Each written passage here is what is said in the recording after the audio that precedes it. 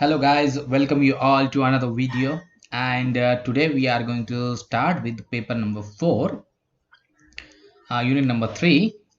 And as you know that we have actually completed two poets from the Elizabethan period, and I have postponed the epilogues of Shepherd's Calendar written by Edmund Spenser.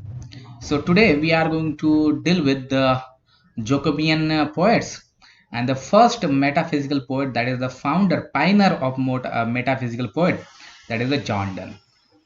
So John Donne has written two kinds of poetry. One is the actually sonnets, which deals with love, passion.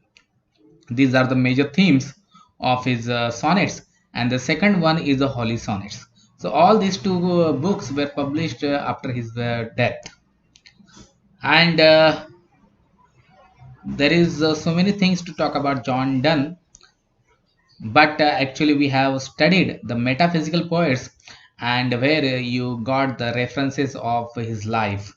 So therefore I don't want to repeat it. So the name of the title of the poem, that is the Valediction forbidding mourning. That valediction, that is the lover is separating from his beloved.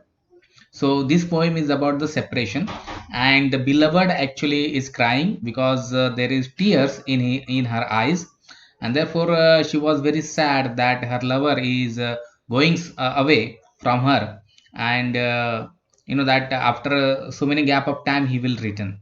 So therefore she was very sad, she was shedding tears, and in order to convince her, John Donne or the speaker of this poem talks like that, which we are going to see. So this is not a sonnet actually, this is a long poem, not so much long, but it is longer than the sonnet. So in this lecture, I'm going to read out entire poems, and I will teach 4 to 5 lines, which you can see on your screen. And remaining lines we are going to explain and analyze in the next lecture.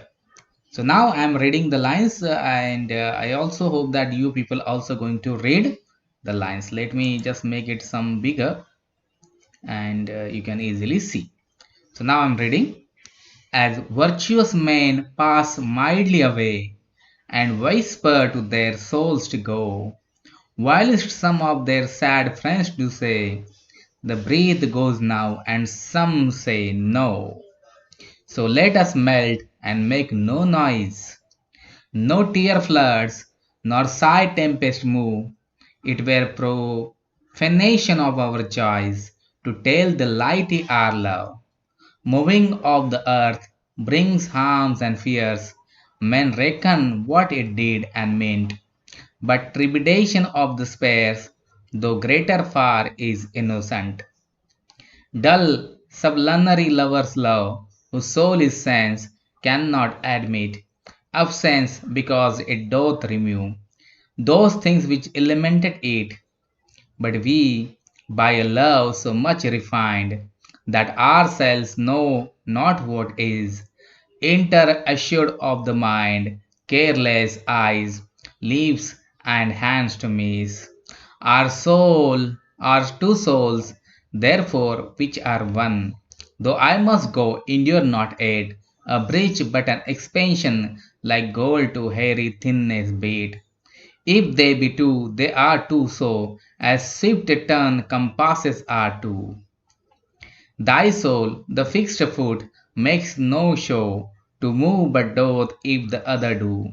And though it is in the centre seat, yet when the other far doth roam, it leans and hearkens after it, and grows erect as that comes home. Such wild thou be to me, who must, like the other foot, obliquely run. Thy firmness makes my circle just, and makes me end where I began. So actually the poet, in order to convince his beloved, he's just saying that he is like a compass, and he is one foot of the compass, and his beloved is another foot of compass. Even though the one foot has go away from the first foot, but in the circle he is attaching with her. Even though they have a different foot, but their heart is one, their center is one, and therefore they will not separate each other. So that is the core theme of this poem, and one by one we are going to see. So first we are going to see that that the poet has to go for some work, and he has to leave his beloved behind, and therefore his beloved is very unhappy. She was sad and she was shedding tears because she doesn't want the separation. She doesn't want that her lover should go away from her so far, and therefore she was worrying. She was very sad that when he will come back and when there will be a reunion between them.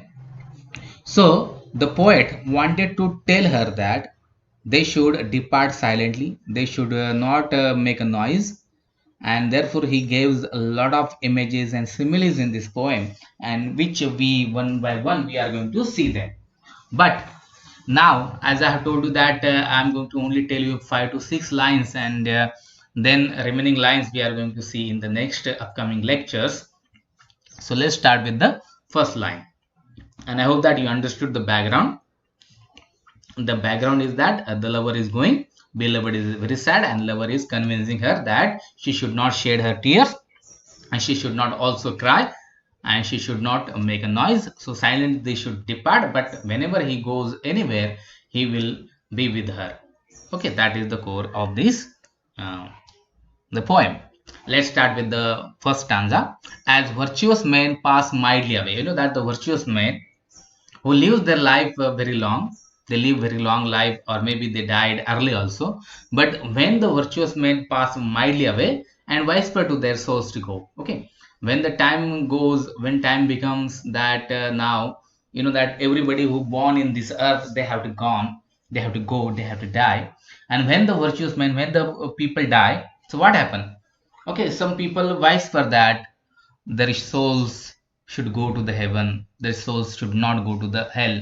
The people, the relative, their friends, okay, they were talking that he was a good person or she was a very good lady, and therefore her soul or his soul should rest in heaven and not in hell. Nobody whisper like that. So people just whisper, just to whisper, and while some of their sad friends do say the breath goes now, okay, and some say no. So some friends they said that now they have died, he should live longer, she should live longer. Okay, the breath may be there, he should breathe more life, more days he should see. Okay, he should has to live for a longer days or lot of breath. Some people say no, his life has completed, so he has to go, he has to die.